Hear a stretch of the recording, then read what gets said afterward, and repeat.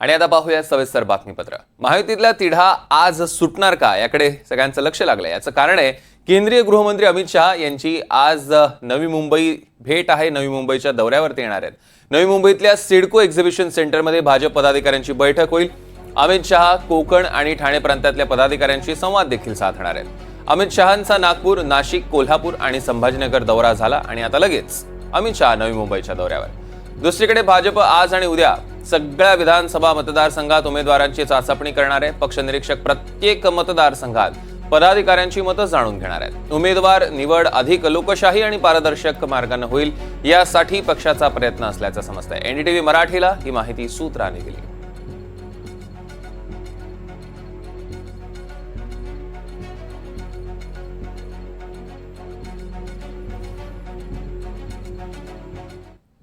याच संदर्भातले अधिकचे अपडेट्स आपण घेणार आहोत. राहुल कुलकर्णी आपले प्रतिनिधी आपल्यासोबत जोडले गेलेत.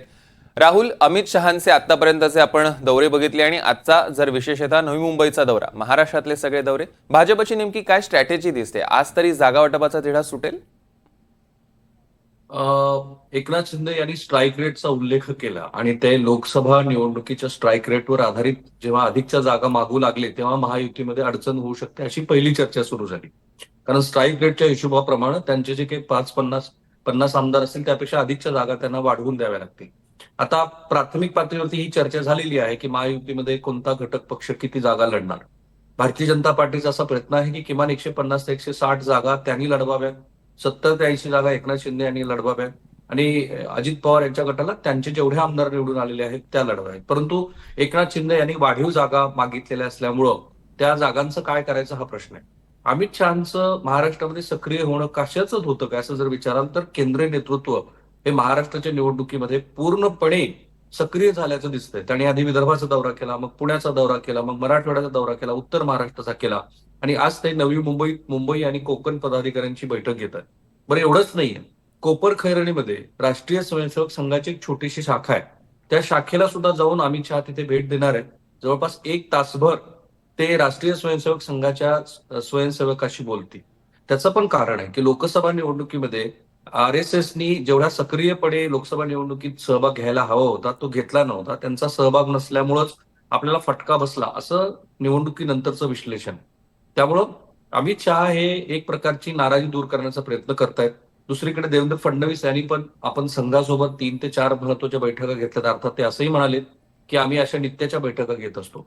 सो पहिल्यांदा तर जसं काल आपण हे बातमी ब्रेक केली की आज आणि 136 विधानसभा मतदारसंघाचा आढावा घेतल्यानंतर दुसऱ्या टप्प्यामध्ये उर्वरित मतदारसंघात जे थेट त्या विधानसभा मतदारसंघातले पदाधिकारी आहेत, साधारणतः 60 ते 90, त्यांची मतं जाणून घेऊन पसंती क्रमानं तिथे कोण उमेदवार असावा ह्याबद्दलचं मत सुद्धा जाणून घेतलं जात आहे. म्हणजे एकीकडे केंद्रीय पातळीवरती अमित शहा सक्रिय झाले, ते थेट संघ कार्यकर्ते, भाजप स्वयंसेवक आणि कार्यकर्त्यांशी बोलतात आणि दुसरीकडे भाजप अंतर्गत आपल्याच पदाधिकाऱ्यांची मतं जाणून घेण्याचा प्रयत्न करून मग त्यातनं उमेदवार निवड करावी अशा पद्धतीचा दुहेरी प्रयत्न सुरू आहे.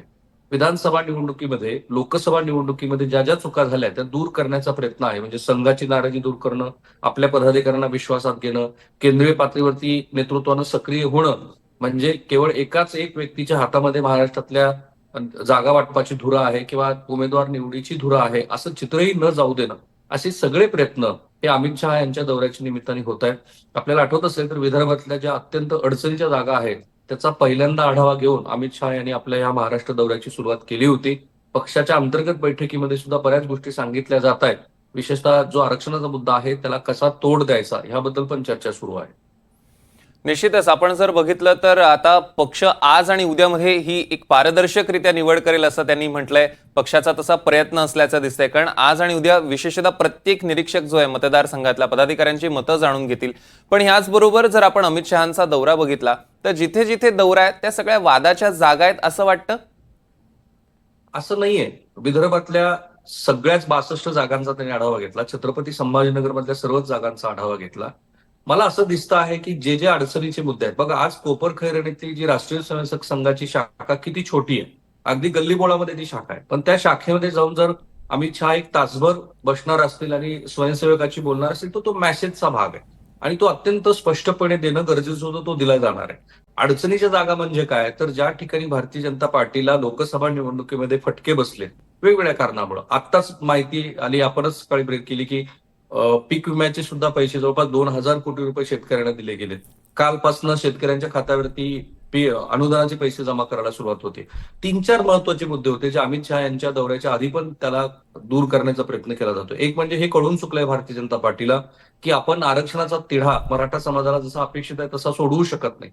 आणि म्हणून मग इतर जे समाज घटक जे भारतीय जनता पार्टीचे पारंपरिक मतदार आहेत त्यांच्या दृष्टीनं काही प्रयत्न केले जात आहेत. उमेदवार निवडीमध्ये हे आपल्याला पर्टिक्युलरली दिसेल असे सूत्र सांगतात.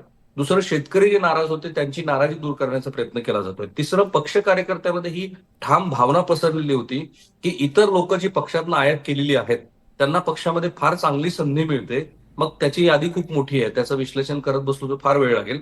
तर ती भावना जी कार्यकर्त्याच्या मनामध्ये आहे ती दूर करण्याच्या प्रयत्नाचा भाग म्हणजे आज थेट कार्यकर्त्यांना विचारलं की तुमच्या विधानसभा मतदारसंघामध्ये तुम्हाला कोण असा उमेदवार वाटतो त्याचा पसंती क्रमांक द्या. एक प्रकारे कार्यकर्त्यांची मतं जाणून घेऊ. आता थोडंसं परस्पर विरोधी गोष्ट अशी पण आहे की भारतीय जनता पार्टीचे सूत्र सांगत होते की पितृपक्ष संपताच नवरात्रीच्या मुहूर्तावरती भारतीय जनता पार्टी आपल्या 50 उमेदवारांची यादी घोषित करेल. जर ती यादीच तयार असेल तर मग अशा पद्धतीने कार्यकर्त्यांची मतं का जाणून घ्यायची आहेत? तर ती यासाठी जाणून घ्यायची आहेत की आपल्याला कार्यकर्त्यांना बरोबर आपण घेऊन ही निवडणूक लढणार आहोत हा मेसेज द्यायचा आहे. आणि मला त्याहून महत्वाचं वाटतं आहे ते की जर केंद्रीय नेतृत्व पुन्हा एकदा लोकसभेसारखं महाराष्ट्रामध्ये सक्रिय होणार असेल तर आत्ता ज्यांच्या हातामध्ये धुरा आहे त्यांचा निर्णय प्रक्रियेतला सहभाग हा मर्यादित ठेवण्याचा प्रयत्न आहे का? कारण त्यांच्याविषयी महाराष्ट्रातली सध्याची सामाजिक स्थिती बघता एक प्रकारची नाराजी आहे. ती नाराजी दूर करून मग सामूहिक नेतृत्व आणायचं, त्याच्यामध्ये रावसाहेब दानवे यांना सक्रियपणे निवडणूक यंत्रणेचं प्रमुख करणं, पंकजा मुंडे यांच्याकडनं सामाजिक समरसता नावाची एक वेगळी अशी विंग तयार करून त्यांना काही मतदारसंघामध्ये पाठवणं. विनोद तावडे अजून तरी सर्वार्थाने सक्रिय झालेले नाहीयेत, पण भारतीय जनता पार्टीकडनं नितीन गडकरी यांच्या सहभागाचा, त्यांच्या विधानसभा निवडणुकीतल्या सहभागाबद्दलची जी माहिती आहे ही जाणीवपूर्वक केली गेलेली कृती आहे आणि या कृतीमागे श्री अमित शहा दिसत आहेत.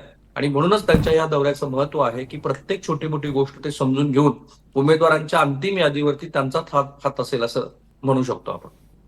राहुल, या दौऱ्यावर आपलं लक्ष असेल. तुर्तास धन्यवाद.